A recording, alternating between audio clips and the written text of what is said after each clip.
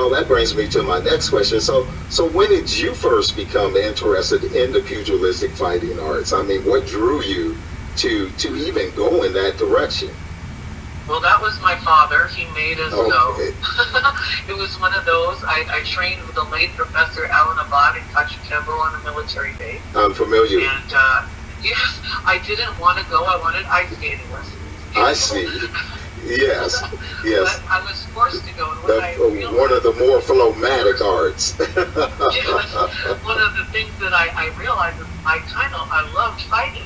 You know, I loved the combat part of it. I wasn't really, I do the forms, and when my Sifu said that I did them well, but I wasn't really into it. Yes. But when you had me fight, that's when I would shine. So I found something that I liked about martial art early on.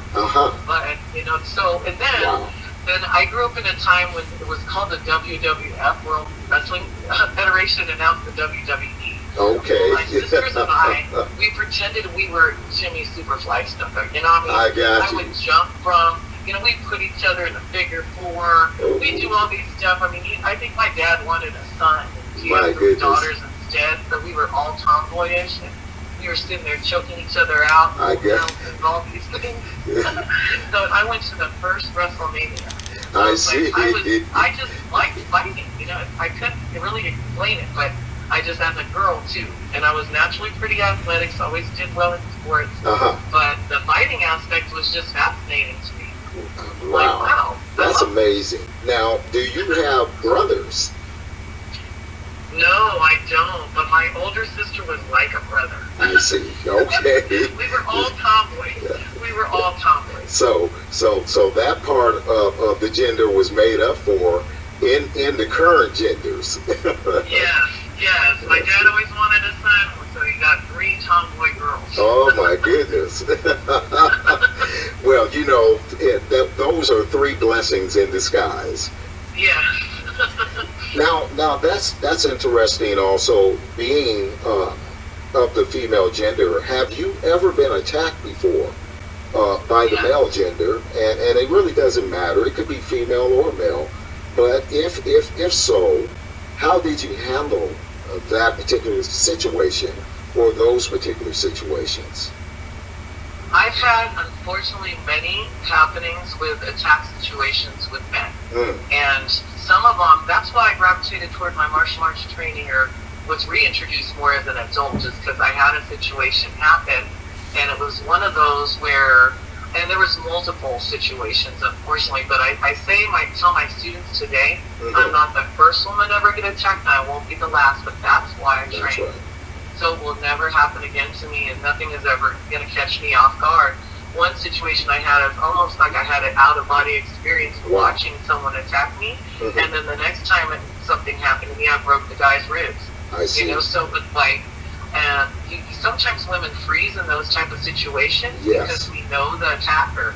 It's not like, and I won't say that these don't exist where the stranger attacks happen, because they do. Yes. But almost every situation I've encountered was someone I knew. You know, so that's just, we freeze sometimes as women when it's like that, because we're in the shock response, like, what are you doing? Right. You know, I trusted you, and now you're violating me. So I had those type of situations, and I had even one where it went fully to court, where it was, I reported something, it was a coworker, unfortunately, because everybody at the event that I was at that witnessed what happened to me, because there were witnesses, they were all inebriated, so I did not have one reliable witness. My goodness. But I'm glad that I reported it, because I will forever stay accused of sexual assault and battery, because in that scuffle we were fighting. I mean, I had a couple black eyes. You know, I don't even remember. It all happened very quickly. But I got my justice years later because I reported it. You know, a jackass will be a jackass. That's right. Jackass, he actually tried to rape another woman.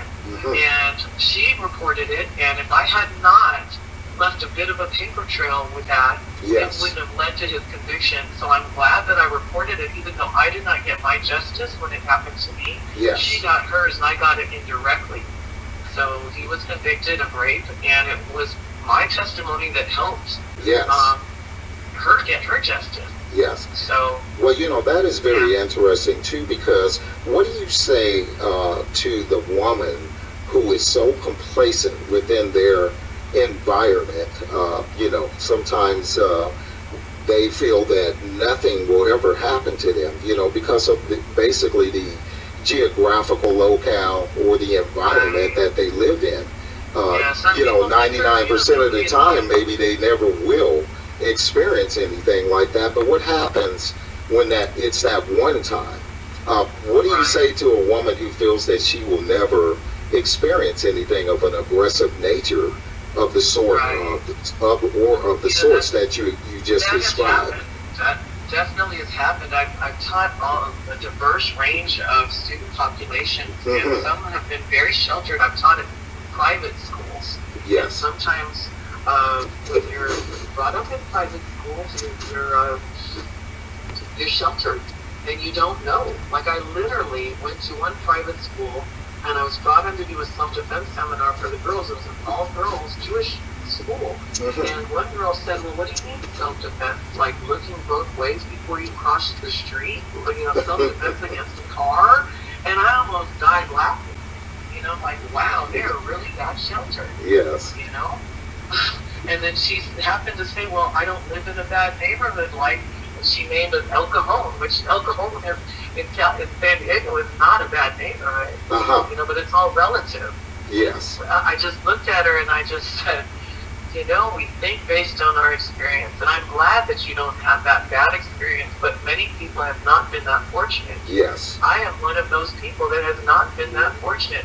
And when I tell my story, and I said, I'm glad you haven't, but I'm sure someone here knows somebody that has been a victim in some way.